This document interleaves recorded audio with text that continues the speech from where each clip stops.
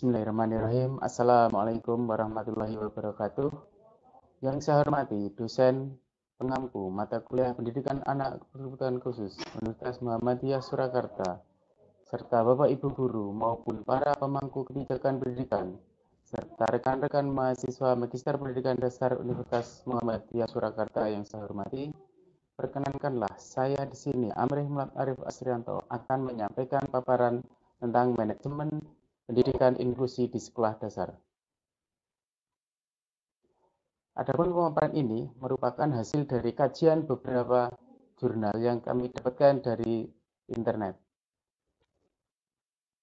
Latar belakang dari pemaparan ini adalah dunia pendidikan Indonesia mengalami banyak permasalahan, mulai dari pemberantasan buta huruf, angka putus sekolah, kenakalan remaja, hingga peluang untuk mendapatkan kesempatan yang sama dalam pendidikan, terutama untuk para penyandang disabilitas. Hal tersebut sesuai dengan amanah Undang-Undang Sistem Pendidikan Nasional Nomor 20 Tahun 2003, di mana pada pasal 5 ayat 1, di sana berbunyi setiap warga negara mempunyai hak yang sama untuk memperoleh pendidikan yang bermutu. Kemudian di ayat kedua berbunyi, warga negara yang memiliki kelainan fisik, emosional, mental, intelektual, dan sosial berhak memperoleh pendidikan khusus. Pada pasal 11 dalam Undang-Undang Sistem Pendidikan Nasional Nomor 20 Tahun 2003, pada ayat 1, di sana berbunyi, pemerintah pusat dan pemerintah daerah wajib memberikan layanan dan kemudahan serta menjamin terselenggaranya pendidikan yang bermutu bagi setiap warga negara tanpa diskriminasi. Adapun masih di pasal 11 di ayat kedua berbunyi, pemerintah pusat dan pemerintah daerah wajib menjamin tersedianya dana guna terselenggaranya pendidikan bagi setiap warga negara yang berusia 7 sampai dengan 15 tahun. Anak berkebutuhan khusus atau ABK biasanya bersekolah di sekolah luar biasa atau biasa disebut dengan SLB, sesuai dengan kekhususannya masing-masing. Jadi setiap anak yang memiliki kekurangan ataupun disebut anak berkebutuhan khusus tadi, seharusnya mereka bersekolah di SLB atau disebut sekolah luar biasa dengan sesuai dengan kekhususannya masing-masing. Namun, demikian yang terjadi, ternyata masih banyak anak berkebutuhan khusus atau ABK yang belum mendapatkan hak dasar pendidikan, khususnya bagi ABK yang tempat tinggalnya jauh dari SLB. Selain itu, sebagian besar dari orang tua mereka atau orang tua dari anak berkebutuhan khusus tadi termasuk dalam golongan ekonomi lemah. Dalam rangka menanggulangi hal tersebut, permasalahan tersebut, maka perlu dilakukan suatu terobosan berupa pemberian kesempatan dan peluang kepada anak-anak berkelainan untuk memperoleh pendidikan di sekolah umum. Nah, jadi anak-anak yang tidak bisa, anak yang memiliki kebutuhan khusus tadi yang tidak bisa melakukan pembelajaran di SLB, maka akan diberikan peluang, kesempatan untuk mengikuti pendidikan di sekolah umum. Nah, pola pendidikan seperti ini, yaitu pendidikan bagi anak berkebutuhan khusus di sekolah umum, itu dinamakan pendidikan inklusi. Adapun penerapan pendidikan inklusi ini merupakan amanah dari Peraturan Menteri Pendidikan Nasional Republik Indonesia Nomor 70 Tahun 2009. Pada pasal 1, di sana berbunyi yaitu sistem penyelenggaraan pendidikan yang memberikan kesempatan kepada semua peserta didik yang memiliki kelainan dan memiliki potensi kecerdasan dan atau bakat istimewa untuk mengikuti pendidikan atau pembelajaran dalam lingkungan pendidikan secara bersama-sama dengan peserta didik pada umumnya. Jadi, pendidikan inklusi itu merupakan sebuah pendidikan untuk anak berkebutuhan khusus yang dilaksanakan di sekolah biasa ataupun sekolah reguler biasa. Dalam arti anak-anak berkebutuhan khusus tadi, mereka mendapatkan peluang pendidikan itu di sekolah reguler bersama dengan anak-anak reguler lainnya atau anak-anak yang tidak mengalami gangguan ataupun tidak mengalami berkebutuhan khusus. Dari beberapa latar belakang tadi, maka kami mencoba mencari beberapa referensi dari beberapa jurnal tentang implementasi manajemen pendidikan. Yang pertama adalah penelitian yang dilakukan oleh Ina Agustin tahun 2016 dengan judul Implementasi Manajemen Pendidikan Inklusi di Sekolah Dasar Negeri Sumbersari 1 Malang. Kesimpulan yang didapat dari Ina Agustin adalah program kepala sekolah dalam menyukseskan pendidikan inklusi di SD Negeri Sumbersari 1 Malang merupakan program yang sangat penting dan program tersebut didukung oleh semua staf di SD Negeri Sumbersari 1 Malang. Kesimpulan yang kedua, pendidikan inklusi ini diharapkan dapat memberikan kontribusi yang besar kepada anak berkebutuhan khusus dalam bidang pendidikan. Jadi tidak ada lagi anak berkebutuhan khusus yang tidak mendapatkan layanan pendidikan di sekolah, terutama bagi anak berkebutuhan khusus yang tempat tinggalnya jauh dari SLB ataupun dari keluarga dari ekonomi yang kurang mampu.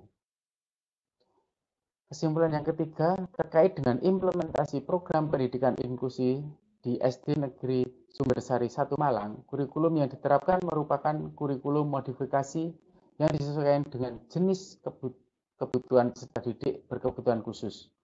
Kegiatan pembelajaran bersifat fleksibel sesuai dengan kondisi peserta didik berkebutuhan khusus. Adapun kesimpulan terakhir, beberapa kendala yang dihadapi dalam menyelenggarakan pendidikan inklusi di SD Negeri Sumbersari 1 Malang adalah jumlah guru pembimbing khusus yang masih kurang dibandingkan dengan jumlah peserta didik berkebutuhan khusus yang ada di SD Negeri Sumbersari 1 Malang. Bapak Ibu yang kami hormati, adapun kajian yang kedua yaitu hasil penelitian yang dilakukan oleh Eriwati tahun 2014 dengan judul Manajemen Pendidikan Inklusi di Sekolah Dasar Negeri 32 Kota Banda Aceh. Hasil penelitian dari Eriwati tahun 2014 ini adalah yang pertama, program kepala sekolah dalam mensukseskan pendidikan inklusi di SD Negeri 32 Kota Banda Aceh merupakan program yang sangat penting. Dan program tersebut didukung oleh semua staf di SD Negeri 32 Kota Banda Aceh. Program pendidikan inklusi ini diharapkan dapat memberikan kontribusi yang besar kepada anak berkebutuhan khusus dalam bidang pendidikan. Jadi tidak ada lagi anak berkebutuhan khusus yang tidak sekolah. Kesimpulan yang kedua adalah terkait dengan implementasi program pendidikan inklusi di SD Negeri 32 Kota Banda Aceh. Kepala sekolah telah mengupayakan pelaksanaan program yang telah disusun. Hal ini dapat diketahui melalui kegiatan perencanaan pembuatan program, pelaksanaan program, serta pengawasan program yang dilakukan oleh kepala sekolah dan wakil dari Dinas Kota Banda Aceh. Pengawasan ini dilakukan untuk mengetahui sejauh mana program pendidikan inklusi ini berjalan di dalam kelas, baik itu kurikulum, sarana dan prasarana pembelajaran, dan guru pendamping khusus.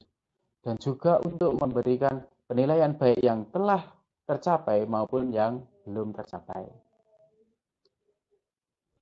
Meskipun pendidikan inklusi di SD Negeri 32 Kota Banda Aceh itu sudah berjalan, tapi masih terdapat beberapa hambatan.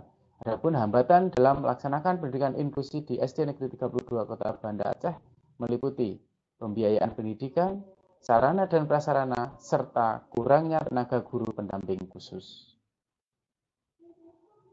Kajian jurnal yang ketiga adalah penelitian yang dilakukan oleh Dayat Hidayat tahun 2019. Adapun judul penelitiannya yaitu Manajemen Pendidikan Inklusi di Sekolah Reguler Sekolah Dasar Negeri Aji Barang Wetan Kabupaten Banyumas tahun pelajaran 2018-2019.